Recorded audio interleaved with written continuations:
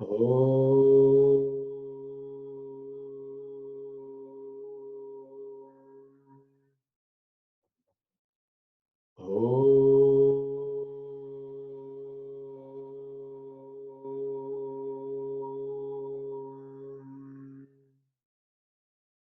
Om Sahana Avatu Sahanau Bhunaktu Sahavidyam Karvavahai Tejasvina Vaditamastu Mavidvishavahai.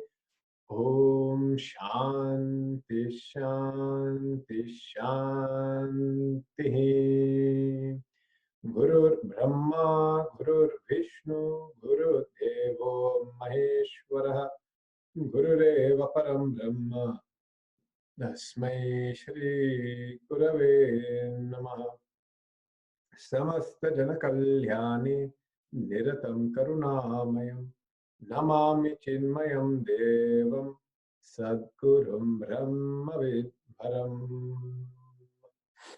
Vaktum Subodha Vedantam Pravritto Hyavudopyaham Kripaya Yasya Tam Vande Shri Ganesham Punah Punaha Vande Saraswatim Devim Sadgurum Me Mahamatim Sita Sameta Shri Ramam Yachantu Shubhadham Matim. Last week we had seen in the text that there is a seeker, and this seeker is now going to approach a teacher to learn about, well, his friend then asks him, what are you going to this teacher to learn?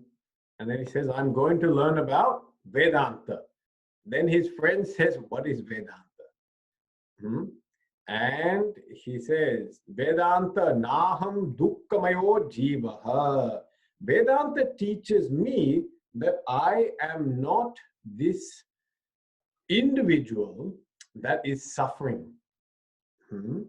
That is suffering from fear, anxiety, that is suffering from feelings of being inadequate, insufficient, that is suffering from a feeling of being unloved, unwanted. Yeah. So all these are the sufferings that we as individuals go through, plus many others. And Vedanta says, you are not that person. So then, what does Vedanta say you are? Atma Nitya Chidanandaha. You are pure consciousness bliss. You are ever blissful. That is your nature. Your nature is peace. Your nature is auspiciousness. Your nature is happiness. Satyam Shivam Sundaram Nityananda. That is who you are. Oh, that sounds interesting. Then he says, what else is there? I may be Ananda, but what is everyone else? They all, this miserable people? He says, no. Atma mama eva sarvatma. Myself is the self of all. Myself is the self of all. Okay, that's wonderful. Good. Yeah. And what is the gain of this? When you recognize that you are the self of all, then prinami sarvan, you come to love all beings. You have love for all beings. Yeah. And in that love, there is muktaha, there is freedom, mukti. Currently, we do have love, but we don't have love for all beings. We have love for selected beings. Yeah. And so for those selected beings, we are willing to work and sacrifice.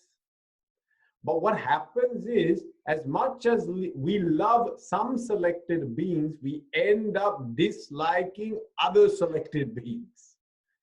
So our love ends up coming in the form of what is called raga, attachment to selected people. And then there becomes repulsion or frustration with others. Yeah. So this type of attraction, repulsion this leads us to a feeling of bondage. Yeah? That we run towards some objects and some people and some experiences, but we also have to run away from other objects, other people, and other experiences. So some experiences have the power to push me away, and some experiences have the power to attract and draw me into them. So when we live life like this is not a life of freedom. This is a life of bondage, actually. Because the object has got power over me. Power to attract me, power to repel me. Therefore, Vedanta is going to help us overcome this power of repulsion or attraction. And it's only when we have given up these powers, or when we are beyond, above and beyond the reach and control of these two powers, power to repel, power to attract, then we are free. This is called freedom. Because then I can meet any person in any situation at any time, and I can be comfortable. Otherwise, our comfort is conditional. That this person, this place, this time, then I'm happy. But even the same person you meet, but different place, different time, not happy. So our happiness now is highly conditional. Like, we're very happy to see our children at home, but to see children at work, we don't want to bring the children to the workplace because, oh, now it'll be too hard for me to get anything done. Very difficult. Yeah. We're very happy to spend time with our family or spouse, but when I want to go play sport, then I don't want them coming. I want to go play, and compete by myself. So our happiness is currently highly conditional. And with this highly conditional happiness, we must understand it's a form of bondage. This is called bondage. We're not free to be happy any place, any time with anyone. We don't have such freedoms. Yeah. So Vedanta is going to give such freedoms to people. Vedanta is going to give such freedom. Okay. So this is the questions. Well, not the questions, but this is now the seeker is talking to his friend and explaining why I'm going to the ashram, why I'm going to meet a guru. Yeah. And what is the nature of Vedanta has been briefly given there very nicely. Okay. Now, what is the topic of inquiry that is taken up? So now the seeker reaches the Guru's ashram, meets the master, and is accepted as his disciple. He lives with other disciples, follows a life of austerity, does spiritual sadhana practices, and serves the Guru with humility. He studies the scriptures, reflects on the knowledge, and discusses it with his classmates. One day, the Guru speaks on God, a topic of much controversy amongst people. Now he says, so this text is in the form of a story almost. So now let's see, the topic of God is taken up in this Subodha Vedanta. A very interesting topic and a very confusing topic and a very controversial topic. And so now let's see how it is handled here. And I'll bring up the mantras. Sarveshwarosti nasti va. Sarveshwarosti nasti va. Shankam mam kuruhe somya. Shankam mam kuruhe somya. Asti nishchitam shaddasva. asti nishchitam shraddhasva tato jnatum vicharaya. Tato jnatum vicharaya. Oh dear one, do not doubt whether God exists or not. He is certainly there. Have faith and then inquire to know him. Okay.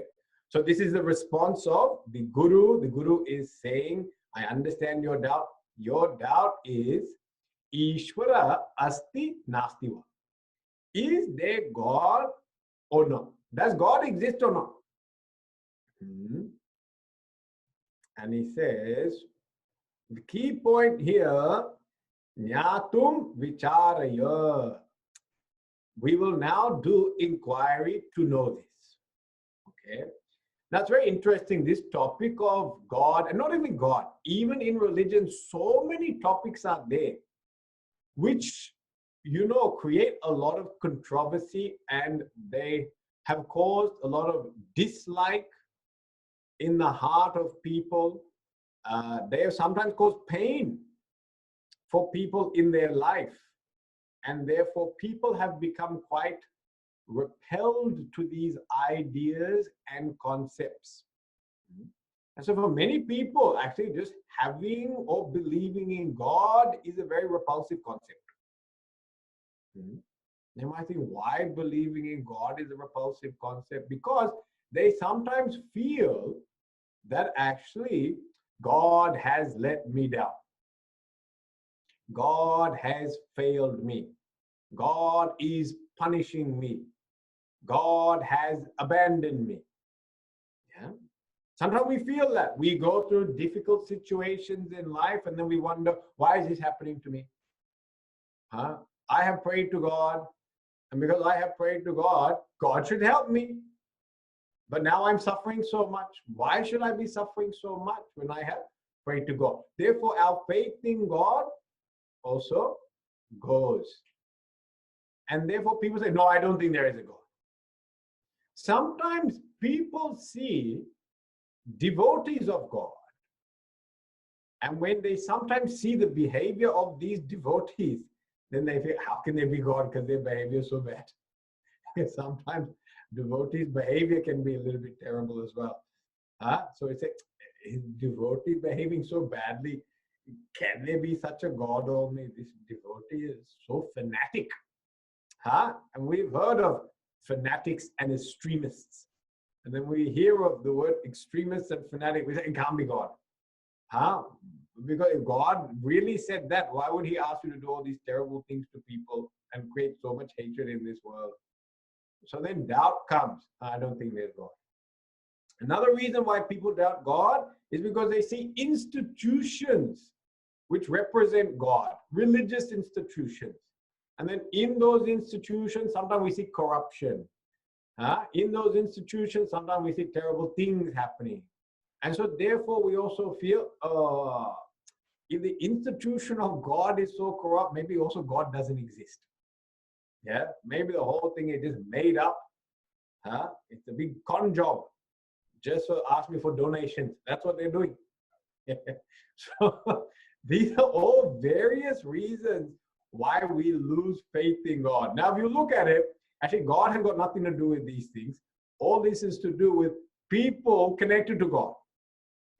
Whether they call themselves devotees, whether they call themselves representatives of God, disciples, devotees, the people actually has caused the problem. God hasn't caused any problem. It's mainly the people. So look, this doubt comes. And I would say for many people, sometimes not even a doubt, it becomes a prejudice actually. They actually decide, I'm not going to believe in God. Why? It has caused too much pain. It has caused too much pain for me. It has caused too much pain for others. Therefore, I refuse to believe in God. So when people take the standpoint that they refuse to believe in God, if it is based on an unpleasant experience, it means you have not done an inquiry into who is God and does it exist. And if you have not done an inquiry and you develop a belief pattern. That belief is based on likes and dislikes, called prejudice. That means it's not an intelligent belief. It is a reactive belief. I suffered in life, therefore there is no protector. I came in contact with religious people that were very corrupt. Therefore, religion is corrupt. Yeah. These are called reactive beliefs. A proper belief must develop out of inquiry. You have to do a means of inquiry, which means searching, thinking, objectively analyzing. Then, out of your objective research, you come up with a conclusion. That conclusion is well established because it is established with the support of inquiry and logic, sound logic. Okay, so first thing we have to do is be willing to inquire. If we're willing to inquire, then we can explore the concept of is there a God or no God? But if we're not willing to inquire and we are going to remain fixed in our prejudices, then there's no inquiry. That person is not objective. That person is already fixed. Yeah? It's called what we call narrow-minded, not willing to explore different ideas. Yeah? So narrow-mindedness does not lead to the truth. Narrow-mindedness just leads to people trying to explain or convince others of their life choices. But it doesn't necessarily lead to the truth, or nor does it lead to necessarily happiness. Sometimes it's justification of various weaknesses or ignorance we have. So now we have to do an inquiry. Guru has said one thing. Asti nishchitam shaddasva. The Guru has actually said God does exist. So now Guru Praman has been given. Yeah. So there is now a Praman saying that God does exist. Okay.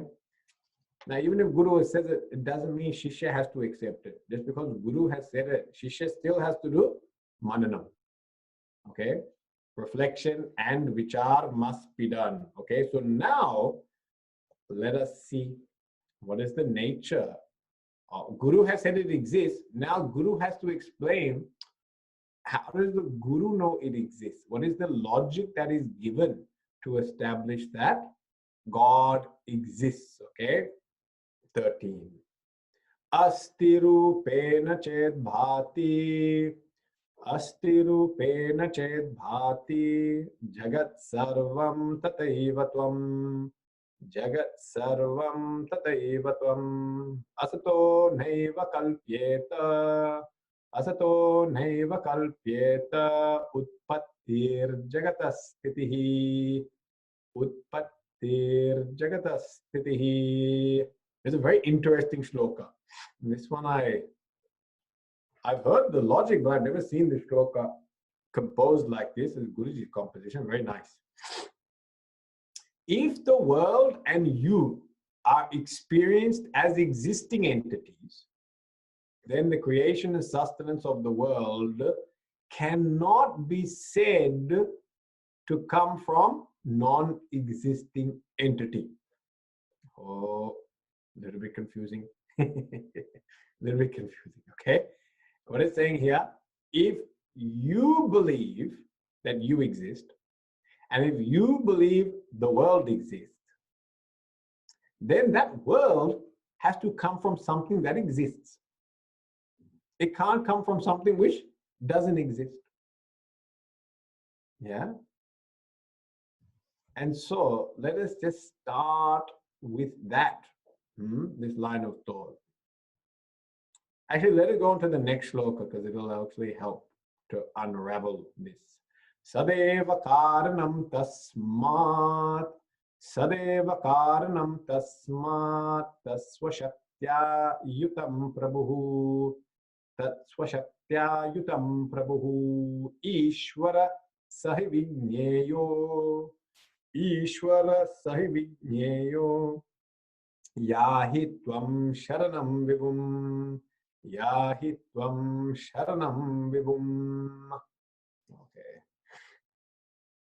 Therefore, so what is established is, I exist, world exists. Therefore, existence alone is the cause of this universe. This existence, when united with its own power of creation, is known as God. So this existence, when united with the power of creation, is called God. Ishvara, the Almighty Lord. What should we do? We should surrender to Him, the all-pervading one. Okay? Now let's leave the last part off for now, and let us just look at establishing, does God exist and in what way? Now, one of the reasons why we struggle to understand does God exist is actually because we all have very different concepts of God. Because there's so many different concepts of God, this is why there's a lot of debate as to whether or not God exists. Yeah. So sometimes we say God is, oh, Father in heaven. And when we say God is Father in heaven, then we think of old man, white beard, white robes, sitting there, looking down upon us. And some people have a concept, he's like playing chess with our lives. Each one of us is one piece. And every now and then he moves one piece here, and all of a sudden that's when you migrate, because he moved the piece across the board. Migration takes place in your life. Then he brought another piece to stand next to your piece, and then all of a sudden marriage took place. And then all of a sudden he pushes another piece out of the way and pushes your piece, and you become king. That means you got job promotion. The other chap lost his job. He got pushed off the board. You got that. And sometimes people think, is there some sort of God who is like a puppeteer? We are puppets and pawns, and he's moving us across the board. See, this is one concept of God. And when you think of God like this, you will look in the world and say, there's a lot of contradictions. There's a lot of things which don't make sense if you accept God in this way. The first thing is the concept of me having free will. Because if God is this puppeteer who controls everything I do, then how can I have free will? So some people have a concept that God does everything, is in control of everything. And then their conflict is, how do you have an all-controlling God with a man who has free will? And so there's conflict. And so people who believe very strongly in free will and self-effort, they will reject this concept of God. They will say, no, God cannot exist. Yeah, cannot exist. Why? Because he doesn't control me. I do what I want. Yeah. And if he could control people, then why didn't he stop Hitler? Why didn't he stop coronavirus? Why didn't he stop all these people? Why did he let all this happen? So it comes a lot of confusion if you believe there's an all-controlling God, because then you don't understand why bad things are happening in this world. Why didn't he control and just stop them? So the all-controlling Father in heaven using the chessboard to manipulate and drive my life, this is one concept of God, but we can see many flaws with it. There are other concepts of God, that God, people see God as Krishna, people see God as Rama, people see God as Lord Shiva. So then they believe, oh, Sri Krishna is God. So Sri Krishna is God. He's born and then he died. He's gone. So now he's not here anymore. So God came, God also left. Yeah, he saw the state of this place and he said, you know what? I don't want to hang around here anymore. I created this place, but now I'm leaving. You people messed the whole thing up. I'm going. So some people think God has abandoned man and the world. He may have created it, but then he abandoned it. He saw the place and said, you made such a mess of it, God. So some people have this concept of God. Some people have a concept of God that God should always make their life perfect. That is his job. God's job is to make my life perfect. So if I experience any imperfection in life, God's fault, not my fault. I've been praying every day. Vakratunda Mahakaya Suryakoti Samaprabha. I have been doing my job. I have been offering the food to God every morning. Which food? The food I enjoy eating, not the food he enjoys eating, because I have to eat that food after him. So even the prasad I give the prasad which I like, not the prasad he likes. In this way, I have done my worship.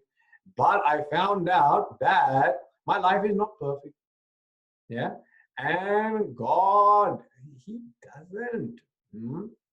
He's just not making everything perfect. I went for a job. I didn't get the job. Huh?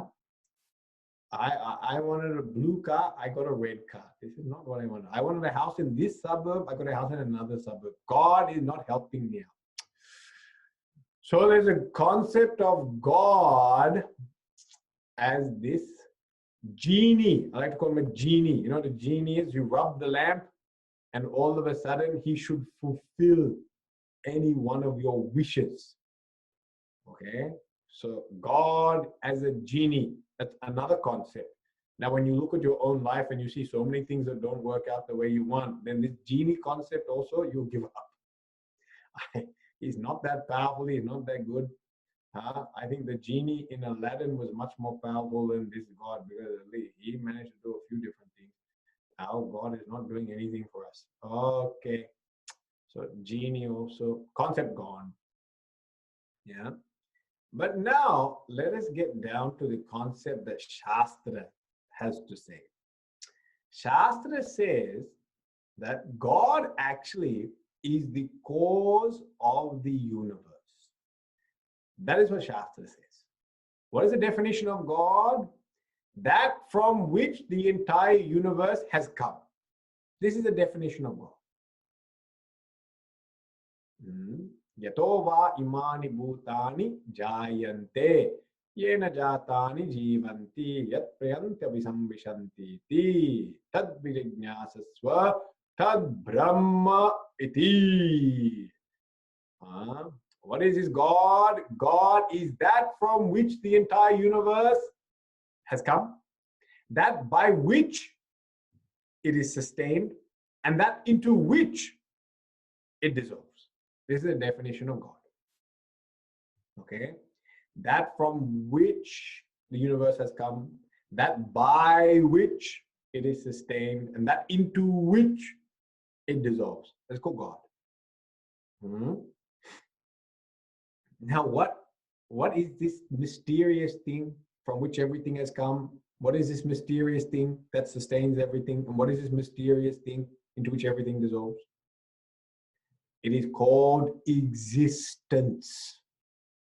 Pure existence. Sat. In the Shastra called Sat. Pure existence. Don't call it truth. Call it existence. Okay? And we find this is given Chandogya Upanishad. Sadeva Somya idamagra asid ekameva advitiyam. In the beginning, before this creation, existence alone was there. It was one without a second. That is what it says. Okay? So now let us take this thing called existence. Let us take this thing called existence. Now look at this universe. Now Shastra is saying, why don't we look at the definition of God as the cause of the universe? Now when I look at the universe, let me break down the universe into its fundamental parts to find out what is its cause? What is its cause? So now we know from science the entire world of color and form that we are seeing is nothing but actually atoms. Everything is a molecule or an atom. And then let us break that down. The atom goes into subatomic particles. Then let us break that down. That subatomic particles will go into quantums or some sort of measure of energy. Okay, energy. And then we keep on breaking this down. As we keep on breaking this down, you can keep coming up with different smaller subcategories. But one thing is common in all of them. The world exists. The molecule exists. The atom exists. The quantum exists. Energy exists. And as long as you keep on going, whatever you're going to find, it is going to exist. So what actually is the common factor? The common factor is existence. Existence is the common factor. So where has everything come? Everything has come from existence. Everything is sustained by existence. And everything will go back into existence. So when we say God is the cause of the universe, then what do we mean by that God? Do we mean Shiva? Do we mean Krishna? Do we mean Rama? We mean existence, Sat. That's what it means. Asti, isness, the isness of everything. The table is, the computer is, the book is. Is pervades everything. Existence pervades everything. You and I included. I exist, you exist. So what is this all-pervasive Lord that we are talking about? It is existence. So now let us change the word God and let us use the word existence. And if we use the word existence, then the question is, instead of asking, does God exist? We have to ask, does existence exist? And if you ask the question, does existence exist? Would anyone sit there and deny that? People may deny God exists, but you can't deny existence exists because you are existing. That's how the question is so simple, actually. But see, definition is what got us confused because we thought God was the Father in heaven. He may or may not exist. We don't know. We thought God was this controlling, manipulative being. That may or may not be there. We thought God was the genie that I rub with my namaskars, and all of a sudden he comes and gives me whatever wish I want. That may or may not exist. But if we say God is pure existence, then none of us can deny the existence of that. Existence is. Okay. The only other option we have, apart from pure existence, there's only one other option. Non-existence. Asat. Sat. Asat. Can non-existence be the cause of the entire universe? So this is the inquiry which is done in the Upanishads. Could the entire universe come from non-existence? And no, it's not possible. How is it possible from nothing to get something? From nothing you get something. From something you get something, but from nothing you can't get something. This is the logic that is given. Asataha sad janma nasti. From asat, non-existence, you can't get sat, existing entities. That logic doesn't make any sense. No one will accept it. Therefore, how did I get this existing world? Where did it come from? It has come from an existing entity. So that state of pure existence, that is the cause of this universe. Shastra calls it Brahman. It is called Brahman. In Hindu scriptures, it is called Brahman, and Brahman means infinite. That's it. Brahman means the infinite, the infinite. Okay. So Shastra, Vedanta Shastra, Upanishad, Vedas, When they talk about God, you will find the word Brahman is used. Now again, Swamiji, you said that God is pure existence. And you give all this funny logic and this exists, that exists, everything exists and everything like that. And you know, okay, your logic, I think it made sense. I wasn't paying attention. I fell asleep halfway through it. But, you know, this is not a very attractive concept, you know. Like when I go to the temple and I pray, am I praying to existence or what? And I put the garland on existence, and I make Naivedya this morning. I make Naivedya for existence or what? This is, I'm not feeling much love for this existence, you know. This existence you keep talking about, I'm not that excited about it. In fact, I don't even think I need to be connected to it. Oh, and then the other thing is, you're talking about existence in the morning, and then Guruji is talking about Narasimha Bhagavan in the evening. And we're talking Bhagavatam and Krishna Lila, Krishna Charitra. Now I'm very confused. Should it be called Krishna Charitra or should it be called Existence Charitra? Because God, you said, is now called existence. And now is Prahlad singing and chanting to existence? Or is he chanting to Narasimha? Oh, a lot of confusion. Yeah. Then we said Ram Avatar was there, and Ram with all the Vanara Sena, he crossed Set Bandhu, and he went and killed Ravana. Now, who's that? Existence only did that. Oh, I'm singing bhajans every night on what? Existence only. I'm composing verses on existence. I'm taking the name of existence. No feeling. There's no feeling for this existence. So I don't have any feeling for this existence. And you say, when you're in trouble, pray to God. When you're in trouble, pray to existence. Oh, this is not really what I wanted to hear.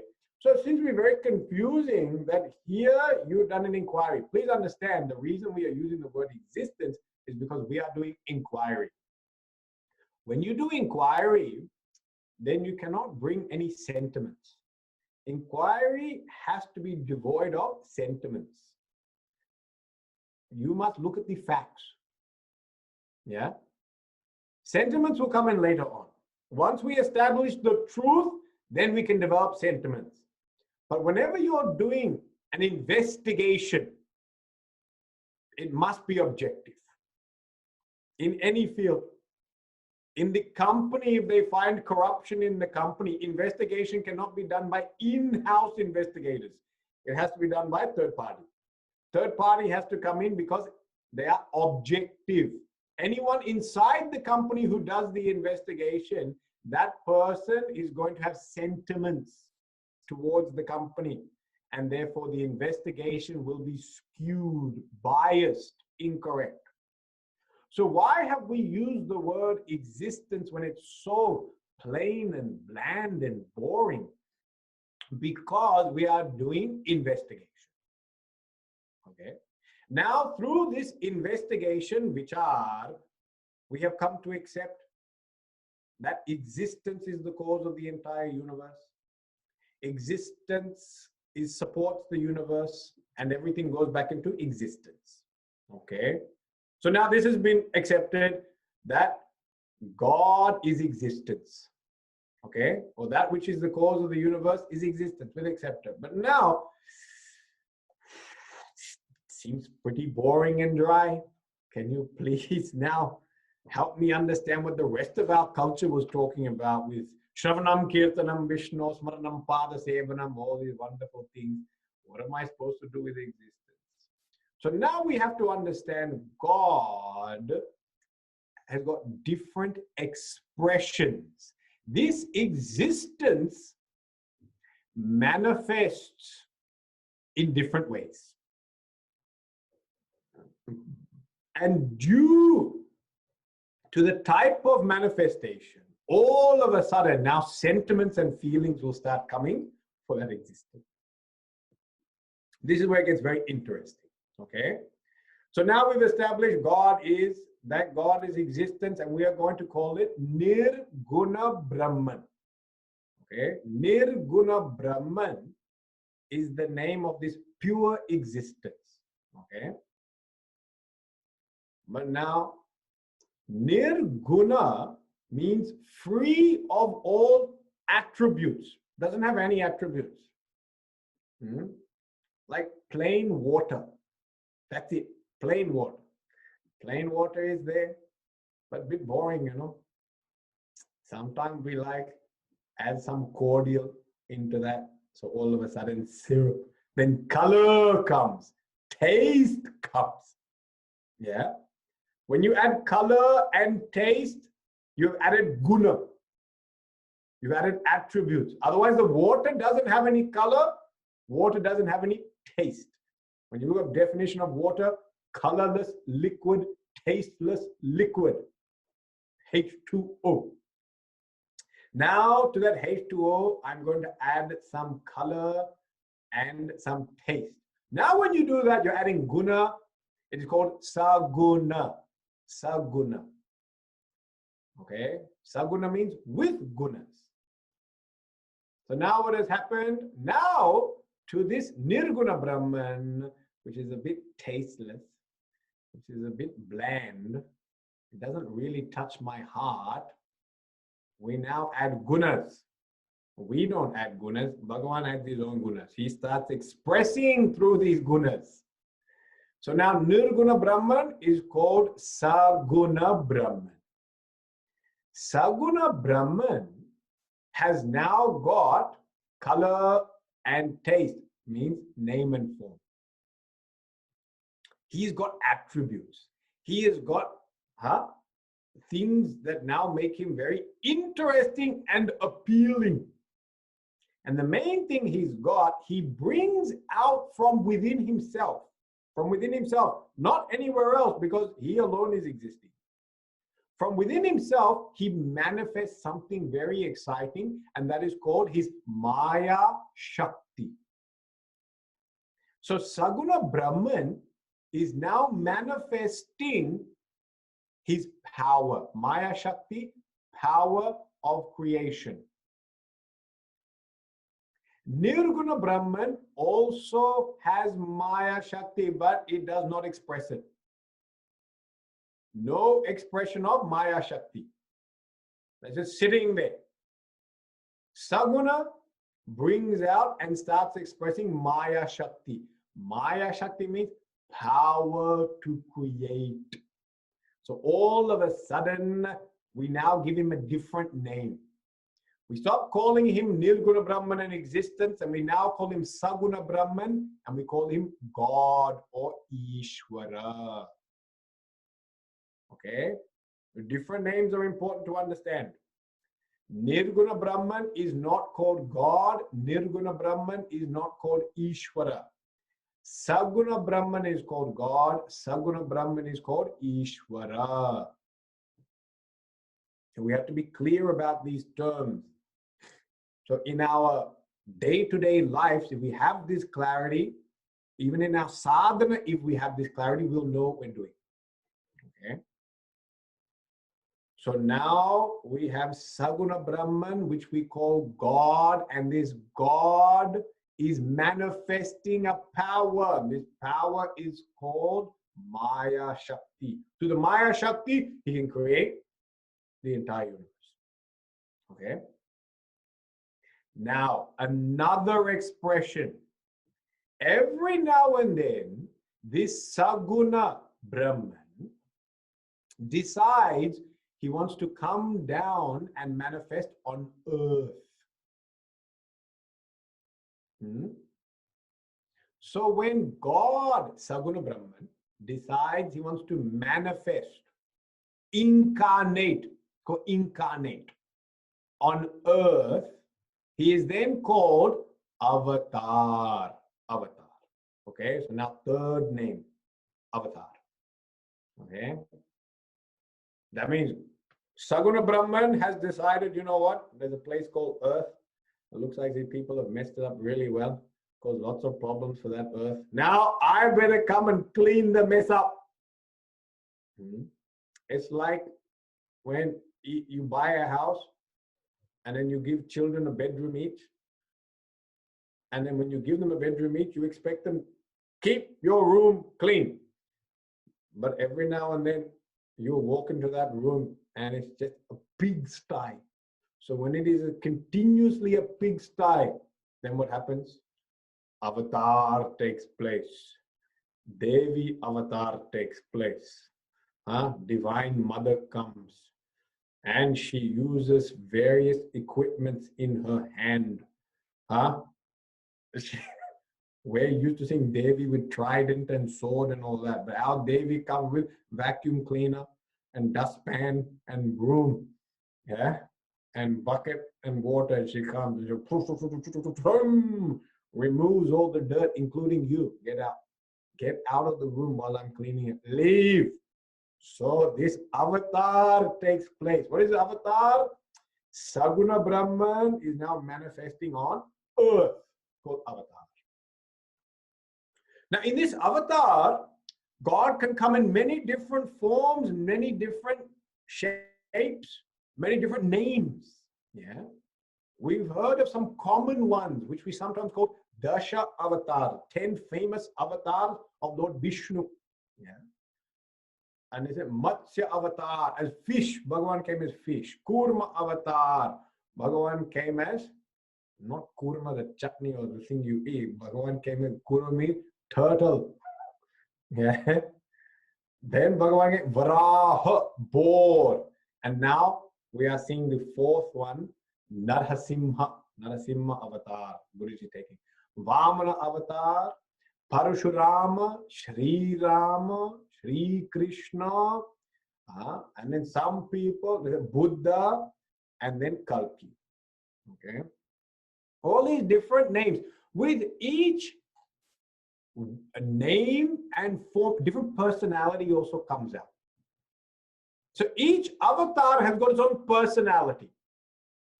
So now when we are seeing Narasimha avatar, Narasimha, Bhayanak, quite terrifying, very powerful. You will find that all devatas are scared of that Narasimha. Prahlad is not scared. The devatas are terrified of that Narasimha. So they have gone to Bhagavan, they've gone to Prahlad and said, Prahlad, you now go in front of this Narasimha and tell him to calm down, because Narasimha had destroyed the demon Hiranyakashipu.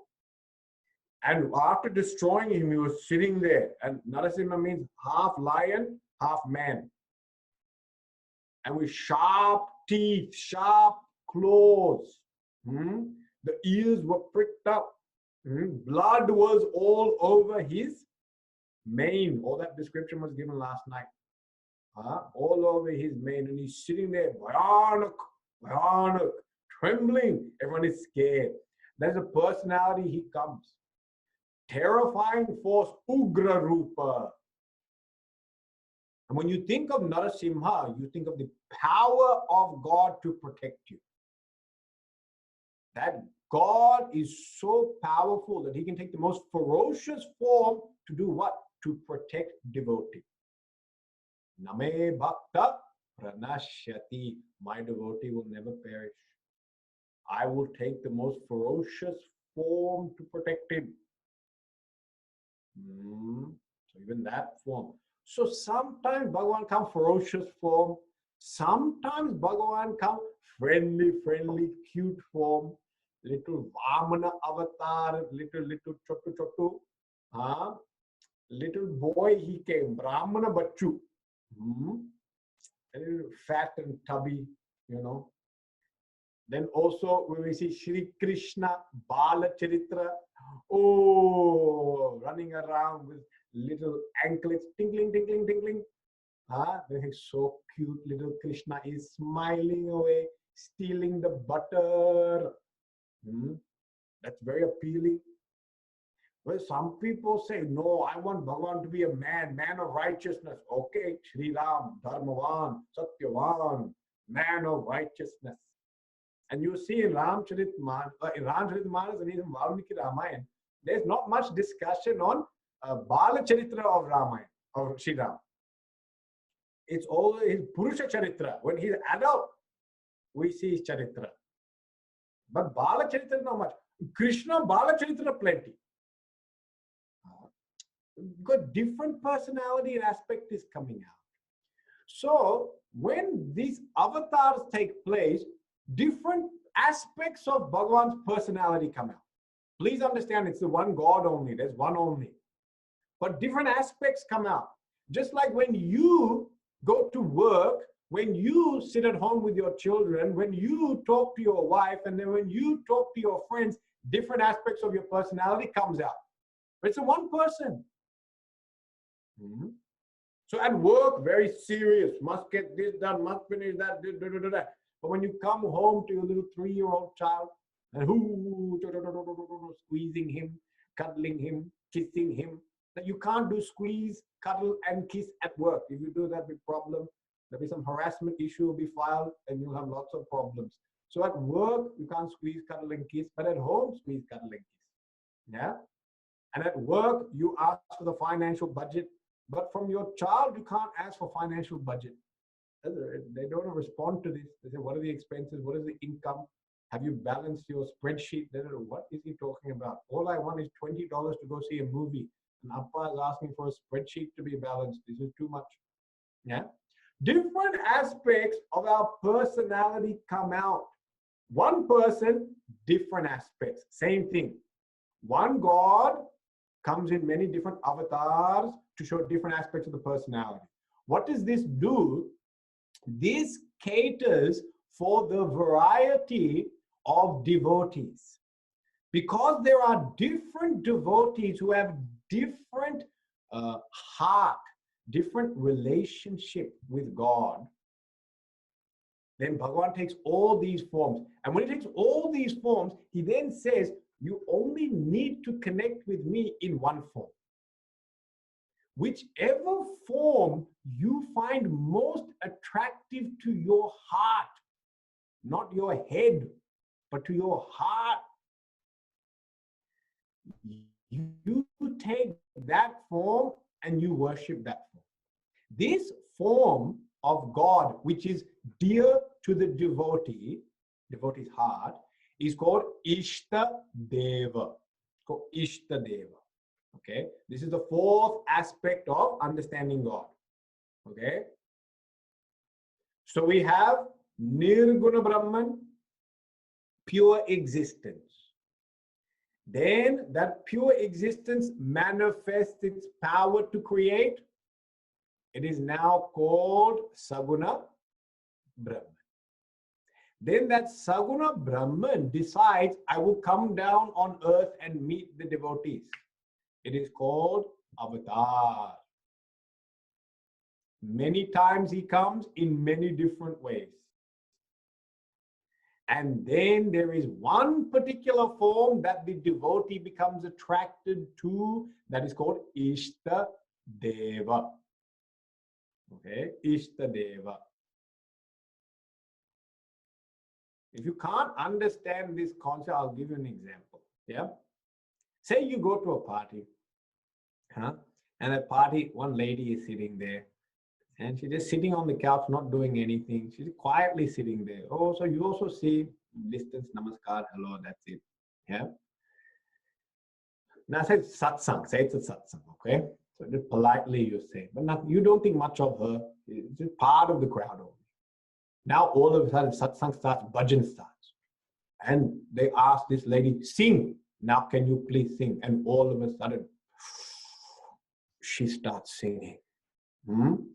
And when she starts singing, whoa, whoa, whoa, you realize, my God, this lady's amazing. Her voice is so beautiful, so divine. Oh, you're relishing and enjoying it. So now she is singing and singing and singing. Now when you look at her, you don't just see her as an ordinary lady. So she's a singer, a great singer. And then they say, no, don't sit down. Come and sit on the stage and sing. So now sit on, we have a proper asana for you. We've made it nicely. Everyone says, yes, yes, come up, come up, come up. And sing. So she goes and sits on the stage and now she's singing. And that whole night she's singing. And she sings many different songs. But out of all those songs, one song you love very much. And that song is very dear to your heart. Now think, same way. Okay? Nirguna Brahman is like that lady just sitting there quietly. She's not expressing any of her power, her Shakti, her capacity. Just sitting. And as she just sits there, you don't think too much of her, actually, just part of the crowd. Yeah? Then all of a sudden she starts singing. Woo! Now she is expressing her own power to sing. That power is not existing separate to her. It is not existing outside of her. It is within her, but dormant. And now she is singing. Yeah? So now you don't call her the lady. You now call her the singer. You give her a different name. You call her singer. So when you speak to your friend and say, oh, thank you for the party last night, I enjoyed it very much. What was the name of that lady who sings, that singer? A very great singer she was. Who was that great singer? You give her a different name. Nirguna has a different name. It's now called Saguna, Ishvara. Name is changed. Then all of a sudden, she starts bringing out, she sits on that stage and looks very impressive. Yeah, that is the avatar. Avatar Rupa has now come down and is very impressive. Oh, sitting on the stage and now singing to everyone. And then she sings a variety of songs, but one song captures your heart. That is called Ishtadeva. That is Ishtadeva. So when she sang that one song that you loved, you were looking at her expression, you were looking at her face, you were looking at her getting lost in that song. And that was, oh, I love that. That's my favorite. This is how God is to be understood. Please understand, only one God is there throughout the whole thing. Nirguna Brahman is then called Saguna Brahman when it expresses Maya Shakti. And then when it comes down to earth, it's called Avatar. And then when you fall in love with a particular avatar, for you it is called Ishtadeva. Okay? So now if we understand these four aspects of God, they're not four gods, four aspects of the one God, then you will understand how each and every devotee operates. Because you'll meet people and they will say, Krishna is the best and Krishna alone is God. Now, when someone says Krishna alone is God and he is the best, which level is he talking at? He has to be talking Ishtadevata level. For him, Krishna is the best. For that devotee, Krishna is the best. Shri Krishna Sharanam Mama. Yeah. So when I meet someone and they say, I am Vaishnavite, and somebody else is Shaivite, we hear all these divisions now. Some people like Vishnu, some people like Shiva, some people like Devi, some people like Ganapati. All these sects exist. They're called sect. Sampradaya is what we call them. Why do they exist? Because that group of people have taken that form as their Ishtadevata. So when they speak like that, they are speaking purely from the standpoint of Ishtadevata. You should not feel threatened. And that's across religion. Someone says Jesus is God or Son of God. Someone says Allah is God. It's not Ishtadevata. Yeah, it is Ishtadevata. That for them, that is the chosen form that their heart connects to. And there's a lot of cultural upbringing which is connected to this. Yeah. Whatever your cultural upbringing is, you'll be very comfortable with that type of symbolism, that name, that song, that hymn. You'll be very comfortable with that. Yeah. And no one should decide another person's Ishtadevata. Each person must figure out their own Ishtadevata. You cannot tell someone what their Ishtadevata. So sometimes families, all Krishna Bhaktas, but then this person comes Shiva Bhakta. Then that's it. If Shiva is his chosen form, Ishtadevata, then leave. That is it. No problems. No problems. So when people speak like that, sometimes they're speaking from the standpoint of Ishta. Some people have questions. Did Rama exist? Did he walk on the earth? Did Krishna exist? Did he actually exist in Gokul and Vrindavan? Then there are questions about avatar. They are discussing, did avatar take place? Now you will sit there and find all articles that Krishna walked in Vrindavan and they found some object. Forget about all these type of discussions as to whether or not they found a crown in Dwarka, an underwater city that is sunken off the coast of Gujarat. Forget about that. The question is, can avatar take place? That's the question. Can God, who created the entire universe, manifest on earth? Well, the one who has created the entire universe, if he has that power, of course he can manifest on earth. That's the point. It's up to you whether or not you choose to believe it. But if you ask, is it possible for the creator of the universe to then take a form in that universe? Then of course he can take that. Why would he not be able to do that? That'd be a limitation to his own power. If you can create it, of course you can then make a form and exist within it. How is that not possible? So the question is avatar possible? Not the question, did Krishna exist? If you're smart, you'll understand these things. Then Saguna and Nirguna. How do you relate to Saguna? How do you relate to Nirguna? Relationship with Saguna is always one of difference, Veda. Jiva to God, Ishvara. Jiva and Ishvara always different. Therefore, I sit in front of Ishvara with my hands folded and I pray to Ishvara. I do puja to Ishvara. I make offerings to Ishvara. I call the name of Ishvara and I surrender to Ishvara. So my relationship with Ishvara is always dualistic. Jiva must worship Ishvara. Don't think because you studied Advaita Vedanta now that when you go to a temple and you see Murti of God, you go and stand up next to the God and also go stand in that sanctum sanctorum. Don't do that. Huh? Some people, I am one with God, so I will now sit in the sanctum sanctorum and I will bless all the devotees. Your blessings will not work. That is Ishvara. Ishvara and Jiva, Veda is always there. Always. Now, last one, Nirguna. What is my relationship with Nirguna? Nirguna, pure existence. It is in and through the entire universe. In and through the entire creation, which means it is also in and through me. My essence is existence, and the essence of Nirguna Brahman is existence, Satchidananda. Therefore, from the standpoint of essence, Shuddha Chaitanya, I am one with that Nirguna Brahman. So with Nirguna Brahman, I am one. Therefore, I don't pray to Nirguna Brahman. I don't worship Nirguna Brahman. I don't do japa of Nirguna Brahman. You don't sit there and say, Om Nirgunaya Brahmane Namaha, Om Nirgunaya Brahmane Namaha, Om Nirgunaya. You don't do that japa. The japa. Aham Brahmasmi is not a japa. Some people think Aham Brahmasmi Tattvamasi repeated 1,000 times like japa. No, they are not japa mantras. Yeah. They are vichar mantras. You contemplate upon them.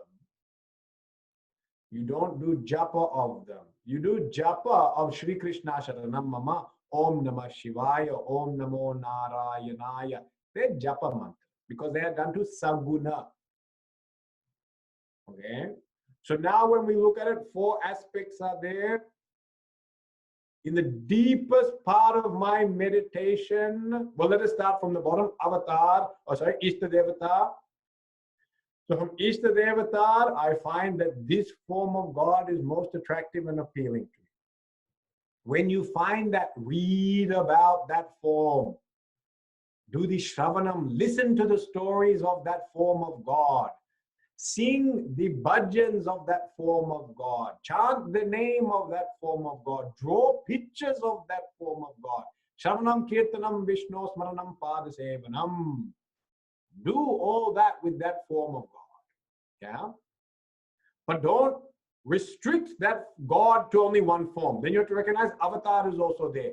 Just as he came as Sri Krishna, he also came as Sri Ram. He also came as Narasimha. So he got different forms also he can take. You must recognize and appreciate that. Then you must understand, oh, this Sri Krishna is not confined to one blue boy of Vrindavan who existed 5,000 years ago. That Sri Krishna is actually Saguna Brahman, Ishvara, and that Saguna Brahman is now available here and now. Maybe not in the form of the blue boy of Vrindavan in Gokul Vrindavan, but as the Lord of the universe, he is available. Therefore, you can pray to him. You can pray to him as God. You can pray to God. You can worship God. You can take the name of God. And as you keep on praying to God, worshiping God, taking the name of God, then what happens is mind becomes pure, because mind stops thinking about petty things in the world and starts thinking about the very cause creator, the one father of the entire universe, the one unifying factor behind all people. That all people are children of God. And when we think of all people are children of God, I start giving up my hatred towards my neighbor and my hatred towards my colleague and my hatred towards other people. And as you give up this hatred and also attachment, dependence,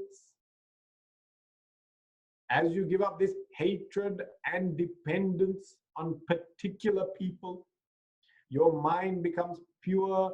Then you can contemplate and you shift from prayer, you shift from worship into meditation. And when you go into that meditation, you meditate not upon Saguna Brahman, you meditate upon the Nirguna Brahman, and you discover I am one with that Nirguna Brahman. And that one Nirguna Brahman is infinite. We said that was the meaning of Brahman, infinite. When I say I am Brahman, I am saying I am infinite. That is what we have to understand. This is the progression of sadhana. This is how our relationship with God also grows as seekers, okay? So in this way, through these three shlokas, I hope we've come to understand now what is the concept of God. What is God according to Hinduism? Yeah.